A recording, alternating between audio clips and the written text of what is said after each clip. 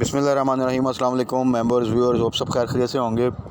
आज वीकेंड की वीडियो में जी एक दो इम्पॉर्टेंट चीज़ें फिर डिस्कस कर लेते हैं क्योंकि पॉलिटिकल अनसर्टनिटी है और आपके सामने ही है जो इस वक्त सूरत हाल है। अगर मार्केट 2000 पॉइंट की रिकवरी देती है तो उसके बाद दोबारा से मार्केट 2000 पॉइंट डाउन चल जाती है। रीज़न उसकी ये है कि एक स्टेटमेंट आती है, सिचुएशन क्रिएट होती है, पता चलता है कि यार कुछ आइडिया नहीं है कि आगे जाके जो है ना वो गवर्नमेंट बनेगी नहीं बनेगी। इलेक्शन के ख़िलाफ़ जो सा एक वो पटिशन भी चली जाती है कि इनको कलअदम करार दिया जाए और उसके साथ फिर वो लिंक आ जाता है आपका IMF का, आपके इकोनॉमिक सिचुएशन का। तो ये पाकिस्तान में तो ये चीज़ें खैर अगर आप पिछले सिर्फ 3 साल जो लोग भी मार्केट में हैं अगर सिर्फ 3 साल का एनालिसिस निकालें तो इस तरह की सिचुएशन जो सी है वो बारहा हम देख चुके हैं। और ये डिफ़ॉल्ट की सिचुएशन, रिज़र्व नीचे चले गए, करेंसी आपके सामने 350 तक तो डॉलर गया था एक टाइम पे। आपके रिज़र्व भी बिल्कुल डाउन जो से थे वो आ गए थे। आई थिंक 15 या 20 दिन के आपके पास जो है ना वो बैकअप रह गया था और उसके बाद बिल्कुल था कि जी डिफ़ॉल्ट हो चुका है जी, बस हम जो है वो अनाउंसमेंट नहीं कर रहे। और उसके बाद से आपने देखा कि चीज़ें काफ़ी हद तक ठीक हुई हैं और उसके बाद ये सारी आपको पता है कि 20,000 से ज़्यादा पॉइंट की एक रैली बनी।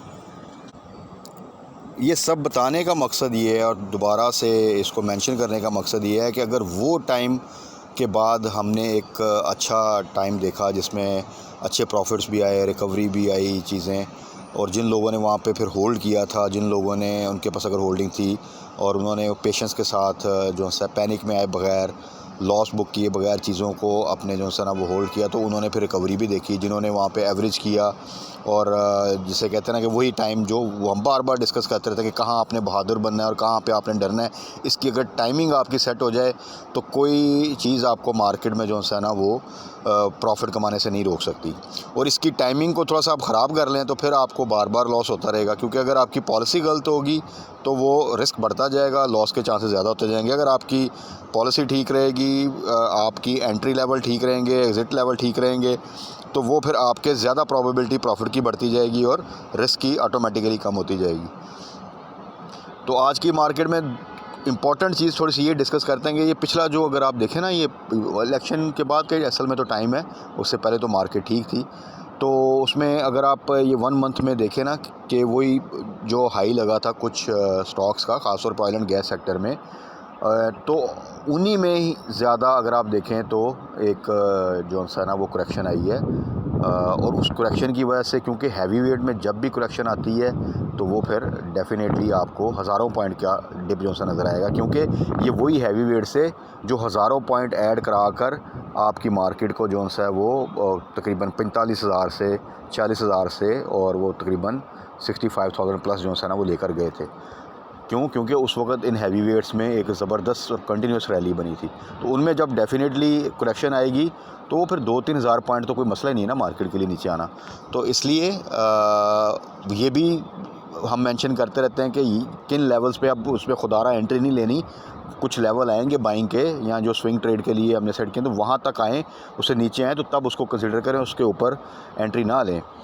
तो थोड़ा सा डिस्कस कर लेते हैं कि इस वीक में अगेन चीज़ें अभी भी कुछ क्लैरिटी नहीं है, कुछ नहीं पता कि आगे आने वाले दिनों में क्या होगा, कोalition गवर्नमेंट बनेगी नहीं बनेगी, अभी भी जोड़ तोड़ जारी है। ये चीज़ें थोड़ी सी लग रहा था कि अच्छा अब पीपल्स पार्टी और नून लीग जो है वो गवर्नमेंट बनाएगी, तो एकदम से आपने देखा कि मौलाना का एक स्टेटमेंट आया और उसके बाद सिचुएशन फिर थोड़ा सा जो है ना वो डिवर्ट हो चुकी है। तो जब तक ये चीज़ें क्लियर नहीं होती तो ये समझें, आपको पता है कि ये फिर मार्केट भी ऐसे रहेगी। एक अच्छी न्यूज़, थोड़ी सी बेहतरी का जो है ना वो आपको इंडिकेशन नज़र आएगी तो मार्केट एकदम जो है ना आपको उस दिन जो है ना वो 500-600 पॉइंट, 1000 पॉइंट से ज़्यादा की भी क्लोजिंग दे देगी।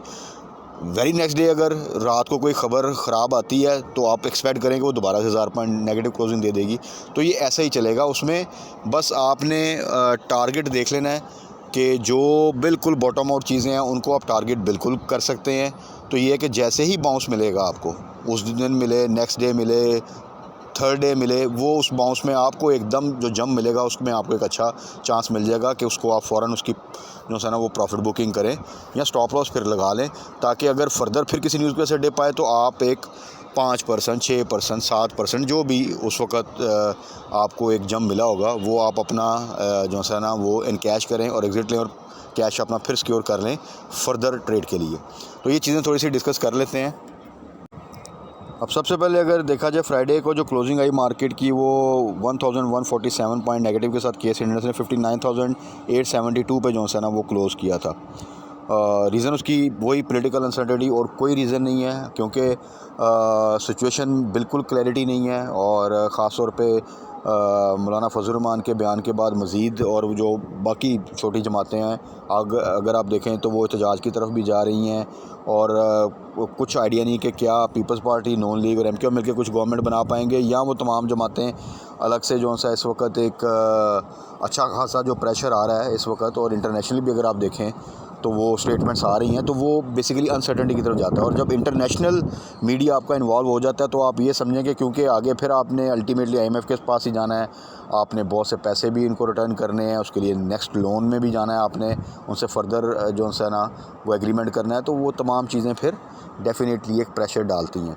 लेकिन अब इस पूरे सिनेरियो में अगर आप देखें तो दो चीज़ें थोड़ी सी मैं आपको मेंशन कराऊंगा वो आइडिया के लिए कि आपको थोड़ा सा आइडिया हो कि बेसिकली मार्केट में जो 100 इंडेक्स जो सा इतना ज़्यादा डिप लेता है एक दिन में, तो उसकी रीज़न क्या है। आप देखें अगर आप OGDC को लें तो OGDC का 1 मंथ का अगर आप ग्राफ देखें तो बेसिकली जो February 6 था यानी 6 फरवरी को इसकी जो प्राइस थी वो इसने हाई लगाया था 155 का। तो आपको पता है इलेक्शन कब हुए, यानी इलेक्शन से बिल्कुल पहले, तो इसका हाई लगा 155 का। आज ये आ चुका है 107 पे, तकरीबन मोर देन 40% का डिप लिया है इसने इलेक्शन से लेके अब तक जो मार्केट में ये जो सूरत हाल बनी है। अब OGDC जिसका अगर आप देखें कि वेटेज कितनी है तो 40% का डिप है, यानी कि उसका देखें कि उसने कितना कंट्रीब्यूट किया इस मार्केट में जो ये नेगेटिव आपकी क्लोजिंग आती है। सेम विद PPL को अगर आप देखें तो वो 22 जनवरी को उसका जो है ना वो हाई लगा था 131 का, और जब आई थिंक इलेक्शन के आसपास जो सा था इसकी उस वक्त जो प्राइस थी वो 125, 124, 122 इसके राउंड अबाउट थी।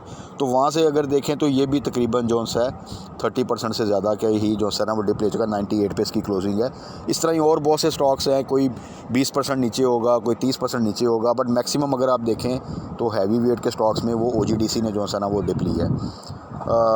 तो अब इसमें देखें बेसिकली अगर आप फ्राइडे की क्लोजिंग भी देखें तो उसमें भी आपको वो हैवी वेट्स ही नज़र आएंगे, क्योंकि जब भी मार्केट 1000 से ऊपर की क्लोजिंग देती है तो उसमें मेजर कंट्रीब्यूटर आपको हैवी वेट जो है उनमें करेक्शन नज़र आएगी, आपको सिस्टम में करेक्शन नज़र आएगी, आपको हबको में करेक्शन नज़र आएगी, क्योंकि हबको अगर गिरता है तो वो थोड़े से पॉइंट भी गिरे तो उसकी वेटेज काफ़ी ज़्यादा है। तो अगर वो कभी लोअर लॉक हो, जो कि अभी हुआ नहीं, वो तो समझे कि उस दिन मार्केट जो है वो ईजिली 1000 नेगेटिव क्लोजिंग देगी, अगर साथ उसके थोड़ा सा OGDC वगैरह थोड़ा सा भी डाउन हो, तो अगर वो पॉजिटिव ना हो तो इसी तरह ही आपका बैंकिंग सेक्टर है सम टाइम, इसी तरह आपको ऑयल एंड गैस सेक्टर है, इसी तरह ही आपका जिस तरह दूसरे स्टॉक्स हैं जिसमें लकी आ जाता है, इस तरह आपके मारी गैस आ जाता है और बहुत से स्टॉक्स हैं।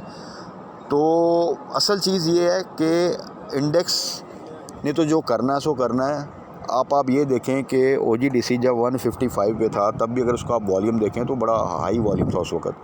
तो आप ये समझें कि उस वक्त भी बहुत से लोग हैं जिन्होंने 155 पे बाई किया होगा।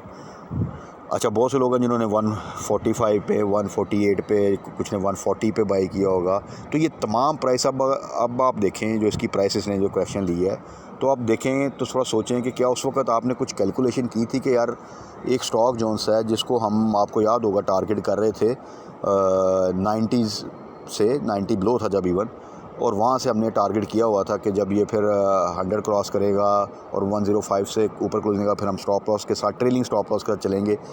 तो जिसने 90 से लिया था तो वो तो अभी भी, अगर सपोज उसने होल्ड किया, उसने जाके 155 पे भी नहीं बेचा, चलें समझे कि उसने कहा जी और ऊपर जाएगा तो मैं बेचूंगा, लेकिन उसने भी होल्ड किया हुआ तो वो स्टिल अभी भी प्रॉफिट में है। जिसने 95 पे बाई किया वो भी प्रॉफिट, जिसने 100 पे बाई किया वो भी प्रॉफिट है। आप सिर्फ देखते जाए कि हर स्टेप पे प्रोबेबिलिटी रिस्क की जो सी है वो बढ़ती जा रही है और प्रॉफिट की कम होती जा रही है। इसी तरह ही जिसने 110 पे बाई किया था, अब आप देखें थोड़ा सा नेगेटिव चला गया वो, जिसने 115 पे वो और नेगेटिव, जिसने 120 पे और नेगेटिव। इसको अब लेते लेते 155 तक चले जाएँ तो आप अंदाज़ा लगाएं कि किन रेट्स पर रिस्क फैक्टर क्या था और किन रेट्स पर आपका जो सा वो प्रॉफिट की प्रोबेबिलिटी क्या थी।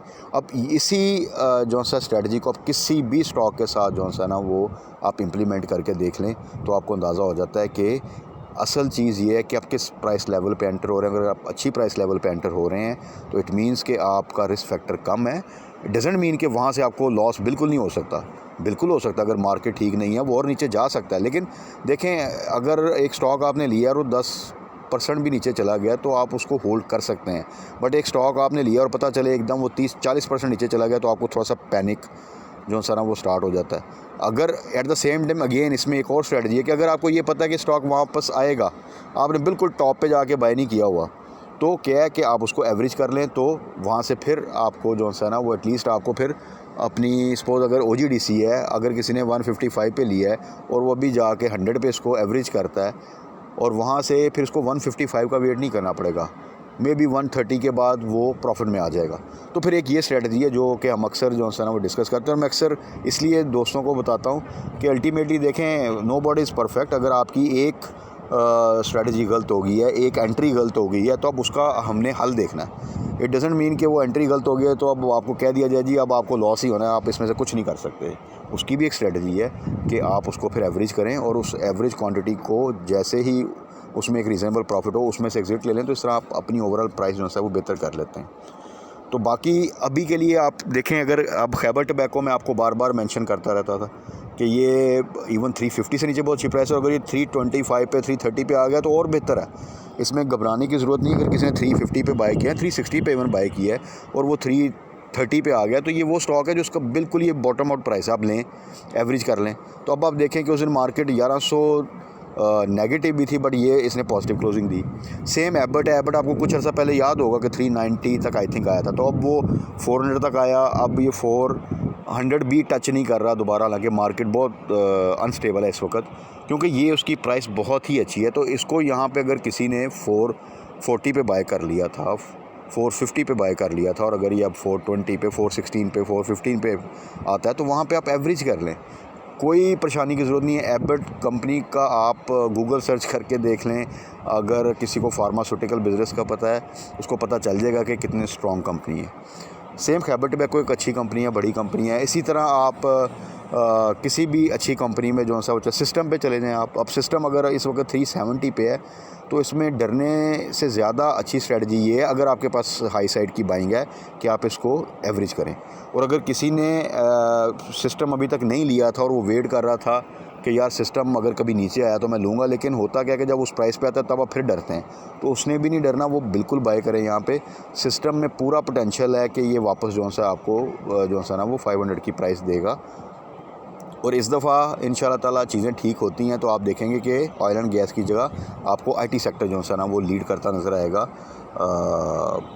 रैली में।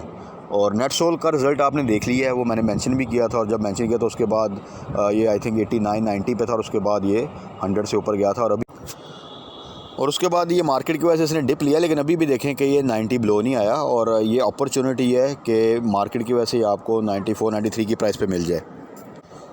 क्योंकि मैं फिर मेंशन कर रहा हूँ कि इसने जो लास्ट आई थिंक 120 प्लस का कुछ एक हाई लगाया था, ये इंशाल्लाह ताला इस दफ़ा आपको 130 प्लस की प्राइस भी देगा।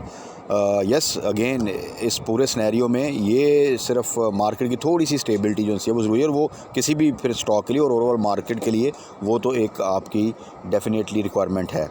इसी तरह पेल और TBL ट्रीट बैटरी, ये दो स्विंग ट्रेड के लिए मेंशन किए थे स्पेसिफ़िकली। और TBL आपने देखा है कि ये भी 40 प्लस वहाँ से वापस जो है ना वो आया, आई थिंक 42-43 को टच करके 42 को आई थिंक टच करके वापस जो सा आया। तो ये 36 से नीचे आता है, बाय करें, फिर इसी तरह 40 प्लस जाता है तो आप वहाँ पे जो सा प्रॉफिट टेकिंग कर सकते हैं। क्योंकि इसने जो एक 30 तो खैर अभी तक टच नहीं किया इसने दोबारा, लेकिन अगर आप कहें कि 33 to 36 की एक रेंज ऐसी बना ली है जो कि तकरीबन बॉटम आउट प्राइस है, जहाँ से हमेशा ये बाउंस बैक करता है। इसी तरह पेल जो है वो 21 से नीचे आता है तो वहाँ से बाउंस बैक करता है, तो वो एक प्राइस लेवल है जहाँ पे आप उसमें एंट्री ले सकते हैं। छोटी सी रेंज में मूव करता है, लेकिन ये आप अगर इस रेंज में अच्छी तरह प्ले करें तो आप विद इन अ वीक 2-3 दफ़ा इसमें से प्रॉफिट जो है ना वो अर्न कर सकते हैं।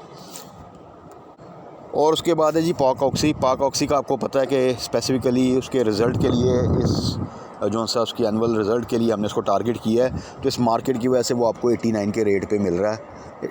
यहाँ पे बाय कर लें बिला झिझक। पहले भी हमने इसको 91-92 के रेट पे टारगेट किया था, 100 से ऊपर की क्लोजिंग दी, फिर वापस ये नीचे आया है, तो इट्स एन अपॉर्चुनिटी। और जिन्होंने उस रेट पे बाय किया हुआ 91, 92, 93, इवन 94, बिल्कुल होल्ड करें, कोई मसला नहीं है। और जो कोई बाय करना चाहता है, अगेन अपॉर्चुनिटी, इसको बाय करें। मोस्ट प्रॉब्ली मार्च में जो है ना वो रिज़ल्ट आता है इसका, और मे बी इसी वीक में ये अनाउंसमेंट कर दे कि कब इसका रिज़ल्ट है। तो ये आपको इंशाअल्लाह अब तो मज़ीद टाइम करीब है जिसमें आपको जो है ना एक अच्छी रिकवरी दे देगा। तो ये तो थे कुछ स्टॉक जिनको आप अभी भी टारगेट कर सकते हैं। इसके अलावा भी बहुत से स्टॉक्स हैं। मैंने फिर भी बताया था कि स्टॉक्स तो बेताश हैं, कुछ को हम टारगेट करते हैं, और जो भी बॉटम आउट हैं उनको आप, अगर आपके पास ऑलरेडी होल्डिंग है, होल्ड करें, कोई मसला नहीं। अच्छा स्टॉक है तो वो इंशाअल्लाह आपको बाउंस बैक करता नज़र आएगा। रिज़ल्ट अच्छा आ चुका है अगर उसका, तो और अच्छी बात है, कन्फर्मेशन है कि आगे मूव करेगा। अगर आना है और आप एक्सपेक्ट करें कि अच्छा रिज़ल्ट आना है, तो देन अगेन कोई मसला नहीं है, ठीक है। मसला सिर्फ पेनी स्टॉक में होता है कि क्योंकि उसकी फंडामेंटल्स नहीं होते, उसके पीछे कोई अच्छी न्यूज़ नहीं होती, अच्छे फाइनेंशियल्स नहीं होते, तो वो फिर एक सिर्फ न्यूज़ बेस्ड स्टॉक होते हैं। जब न्यूज़ ही अच्छी ना हो तो उनमें थोड़ा सा मसला होता है। बाकी कल मार्केट क्लोजिंग के बाद फर्दर डिस्कस कर लेंगे। तब तक अपना ख्याल रखिएगा, दुआओं में याद रखिएगा। Stay blessed. अल्लाह हाफ़िज़।